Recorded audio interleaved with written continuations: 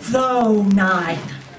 But then in walked this gorgeous, good-looking blonde, and she said, "I'd like to order a double chocolate shake, please." And he said, "One double chocolate shake coming right up." I got so mad, and I said, Sir, are you making fun of me?" And he said, "No, I'm making fun of her." Oh, well, you need to go right past that poly grip and straight to the super glue.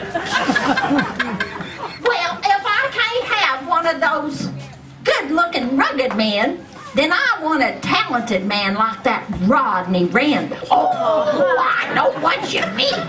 I tell you, he is such a nice feller, and he can play that harmonica so well. You know, he kind of reminds me of my late husband, George. I didn't know George could play the harmonica. Oh, George couldn't play a lick. He was bald. Well, and you know, that Rodney, he's a pretty good preacher. He preached up here today in the Children's House. He's an old-time preacher, I'll tell you. And, you know, he preached my late husband George's funeral. Yes, he did. Oh, did he? Oh, yeah.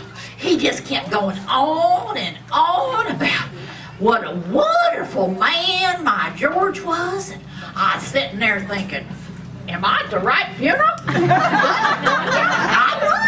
And he just kept saying how what a good man George was. And Marvina, I just wish George would have lived a little longer so I'd known how good man I had. You know, we always wanted to have children, George and me, but the Lord never saw fit to bless us that way. And you know, we'd try to have kids, and George would say, "Oh, quit your crying. Just buy more chickens." So we did.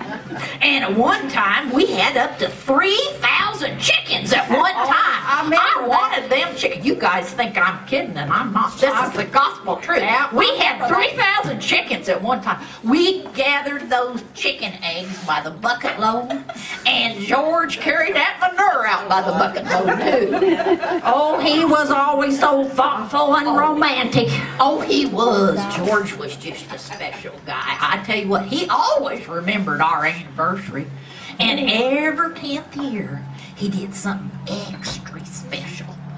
Yes, on our 10th year, he said, "We're going to go out to that fancy restaurant out there west of town." Have you ever been out there, Marvina, at that Pale Moon? Yeah, that's a nice place. Well, George took me out there because it was such a romantic drive. Oh, yeah. And then on our 20th anniversary, he took me to the Pale Moon because it had that candlelight atmosphere, you know. Oh, it was special. And then on our 30th anniversary, George took me to the Pale Moon because he said, "Izzy, you are worth every penny of this expensive meal." Yeah. And on our 40th anniversary, we went out there because the food tasted so good. Where did he take you special for your 50th? Well, we went out there to the Pale Moon because we ain't never been there before. Oh, that George, he was a good man. He was. I